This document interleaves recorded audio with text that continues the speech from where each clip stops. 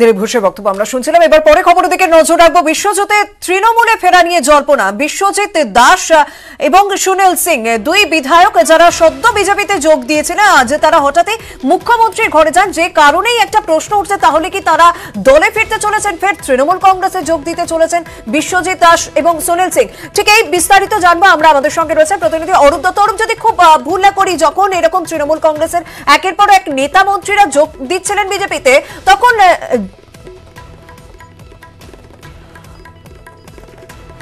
ঠিক এই জায়গা থেকে জানতে চাইবো যে কতটা অস্বস্তিতে এই মুহূর্তে বিজেপি।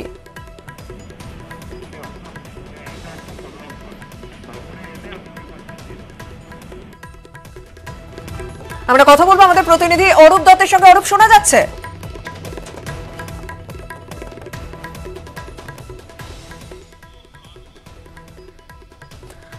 আমরা কথা বলবো প্রতিনিধি অরূপ দত্তের সঙ্গে। বিশ্বজিতের তৃণমূলে ফেরা নিয়ে জল্পনা এবং বিশ্বজিৎ দাস এবং সুনীল সিং এবং বনগাঁ উত্তরের বিধায়ক বিশ্বজিৎ দাস, অন্যদিকে নোয়াপাড়া বিধায়ক সুনীল সিং। আমরা মনে আছে যখন তৃণমূল কংগ্রেসের একের পর এক নেতা মন্ত্রীরা যোগ দিয়েছিলেন, তখন জ্যোতিপ্রিয় মল্লিক, উত্তর 24 পরগনার তৃণমূল জেলা সভাপতি, তিনি বলেছিলেন যে আর কয়েকদিনের মধ্যেই তারা আবার দলে ফিরবেন। সেই বিষয়টাকেই মাথায় রেখে এখন অনেকের মনেই প্রশ্ন উঠতে শুরু করে দিয়েছে, তাহলে কি বিশ্বজিৎ দাস, সুনীল সিং আজ যেভাবে মুখ্যমন্ত্রীর ঘরে গেলেন, এমনকি বিশ্বজিৎ দাসের সঙ্গে টানা 22 মিনিট আলোচনা হলো, তাহলে কি শুধুমাত্রই সৌজন্য সাক্ষাৎ, না দলে ফেরা নিয়ে কোন রকম আলোচনা হয়েছে? অরূপ, এই জায়গা থেকে জানতে চাইবো যে কতটা অস্বস্তিতে বিজেপি এখন। দেখো, বিজেপির অস্বস্তি নিশ্চিতভাবেই, কারণ সবথেকে দুজন স্ট্যান্ডিং বিধায়ক, যারা সেই বিধায়ক যারা 1.5-2 বছর আগে বিজেপিতে যোগ দিয়েছিলেন, তারা আবার একেবারে এই ভোটের মুখে দল পতন করে আবার তৃণমূলে ফিরে যাচ্ছে। এই যে রাজনৈতিকভাবে এই বার্তাটা কিন্তু গুরুত্বপূর্ণ। এই জায়গা থেকে যেটা বারবার, কারণ এই জন্য গুরুত্বপূর্ণ যে বারবার বিজেপির মধ্যে যারা এসেছেন তাদের দিক থেকে এই অভিযোগ উঠেছে বা এই একটা সংশয় তৈরি হয়েছে যে বিজেপিতে যারা অন্য দল থেকে তারা কিন্তু বিজেপিতে যোগ্য মর্যাদা পাচ্ছেন না বা তারা কাজ করবার সুযোগ পাচ্ছেন। আচ্ছা, এই স্বাভাবিকভাবেই আজ 1.5-2 বছর ধরে যারা তৃণমূল থেকে বিজেপিতে গেলেন এবং তারপরে ভোটের মুখে আবার তারা ফিরে আসছেন, ফলে স্বাভাবিকভাবেই এই প্রশ্নটা কিন্তু উঠবে যে বিজেপিতে গিয়ে তারা টিকতে পারলেন না, তারা আবার তাদের তৃণমূলে পুরনো ঘরে ফিরতে চাইছে। এইটা কিন্তু অরূপ, ঠিক এই জায়গা থেকে তোমার কাছে জানতে চাইবো, যারা বিজেপিতে যোগ দিয়েছেন, যেমন বিশ্বজিৎ দাস, সুনীল সিং এর কথাই যদি ধরা যাক, তারা তো শুধু গিয়ে বিজেপিতে যোগ দেয়নি, তারা তার আগে দলের বিরুদ্ধে কিছু তাদের অভিযোগ ছিল, তারা সেই তৃণমূল কংগ্রেসে কিছুটা অস্বস্তিতে ছিল বলেই তারা একটা সাবস্টিটিউট পদ বেছে নিয়েছিল, বিজেপিকে দেখেছিল তারা। ঠিক সেই জায়গা থেকে ফের তৃণমূলে যদি তারা যোগ দেন, তাদের কি রিঅ্যাকশন? বিশ্বজিৎ দাস বা সুনীল সিং তারা কি বলছেন? এই মুহূর্তে তাদের স্ট্যাটাসটা কোথায়? দেখো, অবশ্যই আজকে তারা এই বিষয় নিয়ে কিছু বলেননি, কিন্তু এর আগে অতীতে তারা একাধিকবার, মানে দলত্যাগ করবার পরে তারা একাধিকবার বলেছেন। যেমন বিশ্বজিৎ দাসের একেবারে সুনির্দিষ্ট অভিযোগ ছিল উত্তর 24 পরগনার জেলা সভাপতি, তৃণমূলের জেলা সভাপতি জ্যোতিপ্রিয় মল্লিকের বিরুদ্ধে, এবং তাকে বিভিন্ন জায়গা থেকে পদ কেড়ে নেওয়া, বিশ্বজিতের ক্ষেত্রে তাকে চেয়ারম্যান পদ থেকে সরিয়ে দেওয়া, এরকম একাধিক বিষয়ে তৃণমূলের জেলা সভাপতির বিরুদ্ধে বিশ্বজিৎ দাসের যে ক্ষোভ, সেটা প্রকাশ্যে এসছে বহুবার এর আগে। ফলে এবং তিনি সর্বোচ্চ নেতৃত্বের কাছে, মানে মমতা বন্দ্যোপাধ্যায়ের কাছে এই নিয়ে অভিযোগ করেছেন, বা যাদেরকে জানাবার সুব্রত বক্সির সঙ্গে বা একাধিক তৃণমূলের নেতৃত্বের সঙ্গে তার কথাবার্তা হয়েছে, কিন্তু শেষ পর্যন্ত কিন্তু একটা জায়গায় কোথাও দাঁড়িয়েছিল।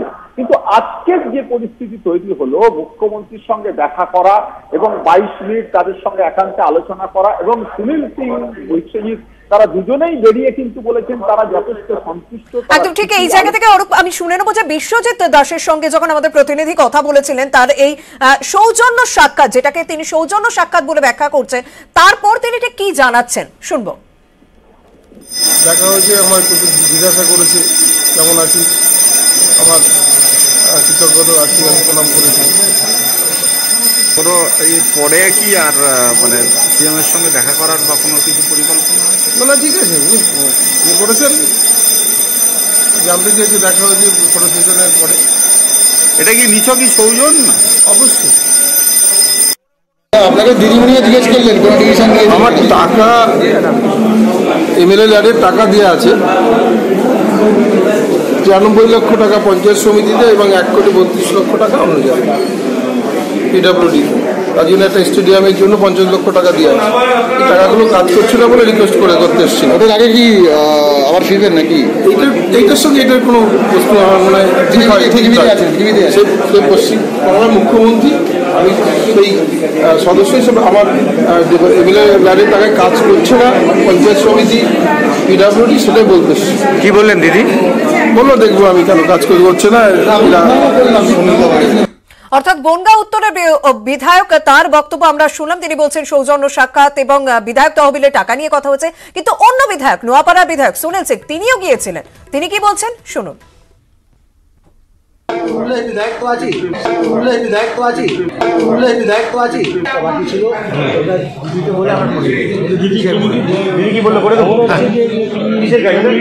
দিদি কি বললো সুনীল? দিদি বললো হ্যাঁ আপনার কাজ হয়ে যাবে, চিন্তা কোনো কারণ নেই।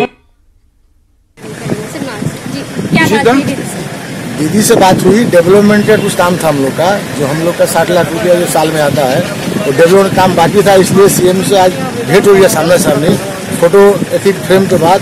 सीएम ने बोला सुनील कैसे हो? हम दीदी बहुत अच्छे हैं, तो तुम्हारा काम हम सब ठीक है। हम दीदी थोड़ा काम बाकी कर दिए, बोला सीएम बोला ठीक है, तो काम चिंता करें। আপনি যে কারণে দেখা করলেন সেটা কি সফল? যে কারণে নিশ্চয়ই সফল সফল। কথা বলে কি মনে হলো? ভালো লাগলো, থ্যাংক ইউ।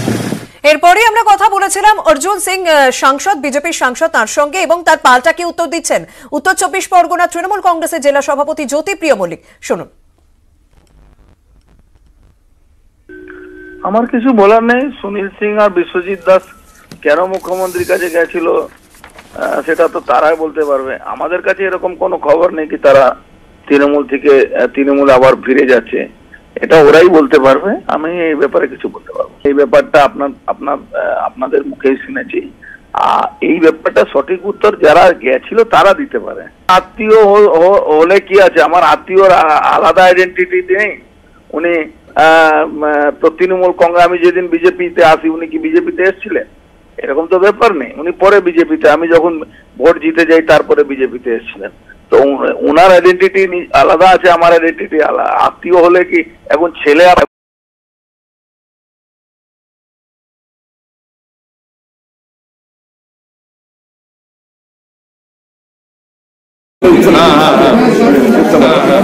আমাকে আমার সাথে জেলারই আলোচনা।